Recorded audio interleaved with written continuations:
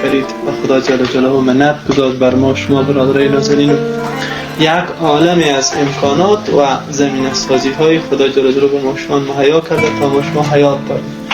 اگر خدای بزرگ جل عظمتو همه زمینه سازی هایی را خدای متعال قرار نمیداد و همه مخلوقات خدای متعال خلق نمیکرد، چیزایی که ما بر از او ضرورت داریم خدای متعال نمی آفرید، یک دانه و ذریش خود ما تواناییش نداشتیم که خلق کنیم، نه از بدن خود ما را نه از بیرون از بدن خود ما. پس ما مخلوق یا موجودی که مدیون خدای بزرگ جل عظمتو هستیم.